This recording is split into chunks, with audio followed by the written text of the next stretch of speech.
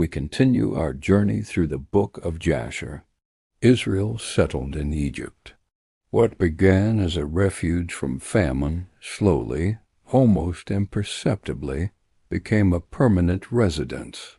The Book of Jasher records that the sons of Jacob multiplied greatly in the land of Goshen. Families expanded. Tents became villages. Shepherds became clans. The 70 souls who had entered Egypt now began to resemble a nation. At first there was favor. Joseph's immense authority shielded his family. Pharaoh honored Israel for Joseph's sake. The land was fertile, the people were protected, and peace covered them like a warm garment. For a generation, it seemed as though this would be their home forever. But the Book of Jasher marks a subtle yet seismic shift. Joseph died, and with his death memory faded. A new Pharaoh arose over Egypt, one who, as the scriptures say, did not know Joseph. Now, this wasn't a simple case of historical ignorance. It was a deliberate indifference to legacy. You see, favor that is rooted in a relationship cannot survive when that relationship is forgotten or cast aside. The Book of Jasher vividly describes the growing fear among the Egyptians as Israel continued to multiply. Their sheer numbers became a perceived threat. The blessing that had once been welcomed was now viewed with suspicion. Israel's prosperity bred a deep paranoia within the Egyptian court. The whispers began, and soon those whispers became official policy. They said among themselves, "Behold, the people of the children of Israel are more and mightier than we." Fear has a way of changing language. The Egyptians no longer spoke of their guests, but of a danger within their borders. They no longer saw neighbors, but potential enemies. The Book of Jasher emphasizes a crucial point here. Oppression rarely begins with chains. It begins with narrative. It begins when one group rewrites the story of another. And so taskmasters were appointed over Israel. Work was increased, becoming relentless and cruel. The blessing of fruitful labor was twisted into a burden meant to break their spirit. Israel toiled in the fields and with bricks, building treasure cities for Pharaoh. Yet a strange and miraculous thing happened. The more they were afflicted, the more they multiplied and grew. This defied all logic, and it terrified Egypt. Their attempts to control Israel's growth were only fueling it. Jasher pauses here, almost as if to let the reader absorb a profound truth.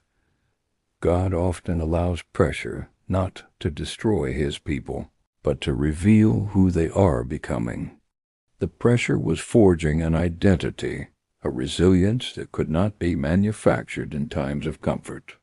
It was a painful, fiery process, but it was not without purpose. Yet the suffering deepened. The Egyptians' fear escalated, and their methods became more desperate. They sought absolute control, a final solution to their perceived problem. The decree was issued. It was an order of unimaginable cruelty. Every male child born to the Hebrews was to be cast into the Nile River. The very river that gave Egypt its life was to become a grave for Israel's future. The Book of Jasher does not rush this moment. It allows the full weight of this horror to settle upon the reader. It describes a nation plunged into grief. Mothers wept, their cries echoing in the night. Fathers frantically tried to hide their newborn sons. Faith was driven underground, becoming a secret, whispered thing. And in the face of this unspeakable tragedy, heaven was silent. No prophet arose with a word from the Lord.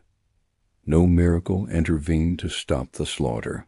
For the children of Israel, 400 years of bondage stretched forward like an unbroken, starless night. Hope seemed like a distant memory, but silence does not mean absence. God's seeming inaction was not a sign of his indifference.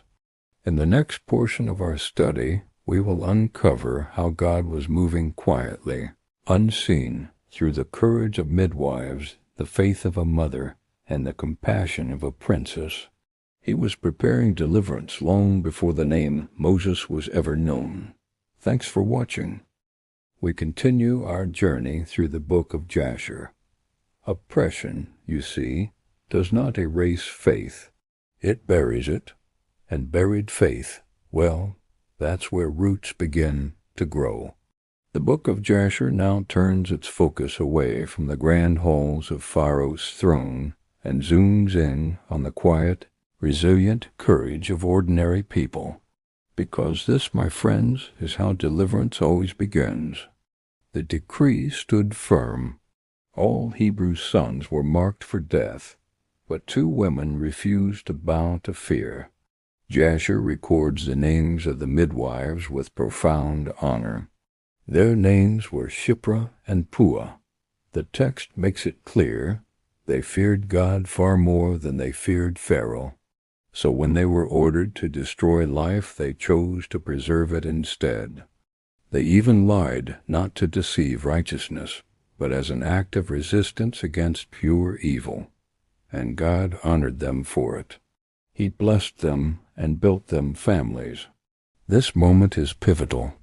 Jasher shows us that true deliverance doesn't begin with a display of power, but with quiet reverence. Before there was a prophet, there was obedience.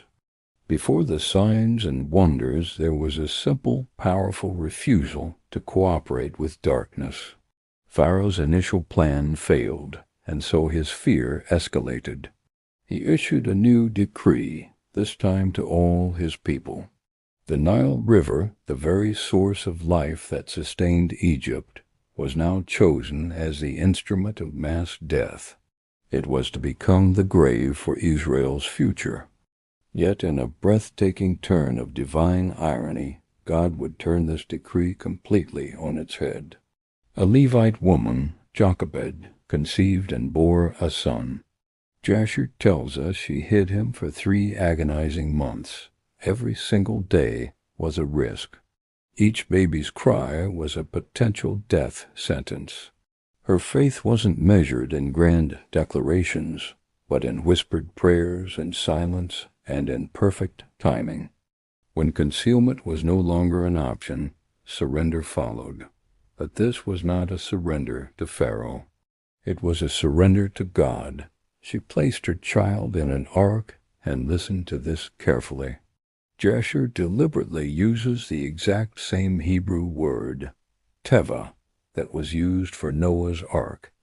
This wasn't a simple basket. This was a vessel of salvation. This was not an act of abandonment.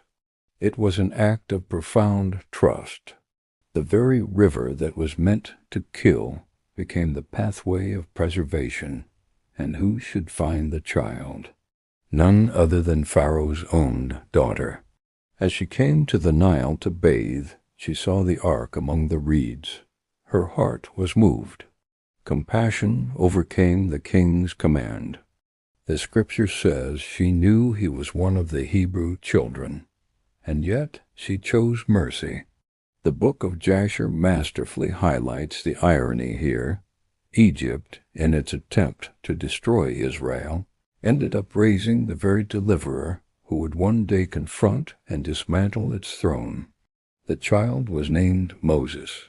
The name means drawn out, a name that carried prophecy within it, a destiny waiting to unfold. Yet years would pass before this purpose was fully revealed. Moses grew up in the splendor of Pharaoh's house, educated in all of Egypt's wisdom and culture. But he was forever marked by the suffering of his own people. Jasher emphasizes this powerful tension. He belonged to 2 worlds, yet was fully owned by neither. And so, though deliverance had been born, deliverance was not yet ready. God was still at work. shaping the vessel he had chosen. In our next and final part of this episode, we will follow Moses as he flees into exile, into failure, and into obscurity. It is there, in the wilderness, that we will see how God often prepares his greatest leaders, not with the sound of applause, but in the silence of isolation. Thank you for watching. Don't forget to like this video and subscribe to the channel so you don't miss the conclusion to this incredible story. We'll see you in the next one. Deliverance rarely arrives the way men expect. Moses had grown. He was strong, educated, and positioned within Pharaoh's house. From the outside, it appeared that the moment was near. But the Book of Jasher is careful here. Calling does not equal readiness. Moses went out among his people. He saw their burdens, their bruises, their humiliation, and something within him broke. Jasher records that when Moses saw an Egyptian striking a Hebrew, anger rose swiftly. Justice burned, but wisdom lagged far behind zeal. Moses struck the Egyptian and hid him in the sand. It was a moment of action, but not yet obedience. The next day revealed the truth. The people were not ready. 2 Hebrews quarreled, and when Moses intervened, his authority was rejected. "Who made you ruler and judge over us?" they asked. Fear replaced confidence. The secret was no longer hidden. Pharaoh sought Moses' life, and the deliverer fled. The Book of Jasher lingers on this fall, from palace to pasture, from authority to anonymity. Moses arrived in Midian with nothing but survival instinct and an unfulfilled calling. He defended the daughters of Jethro at a well, a small act, but a revealing one. Even in exile, justice followed him. He was welcomed. He was given Zipporah as his wife, and he became a shepherd. Years passed. Jasher does not rush these years because God does not rush preparation. The wilderness stripped Moses of Egypt. Silence refined his anger. Obscurity reshaped his strength. The man who once acted impulsively now learned patience by walking slowly behind sheep. And during these quiet decades, Israel continued to groan in Egypt. Chains remained. Prayers rose, and heaven listened. The Book of Jasher closes this episode with a profound truth. God often allows his chosen ones to fail publicly, so they can lead humbly later. Moses was not delayed, he was being formed. And when the time was full, when Egypt's cruelty had ripened, and Israel's cries had reached their measure, God would speak from fire. But not yet. First, the shepherd had to forget the palace.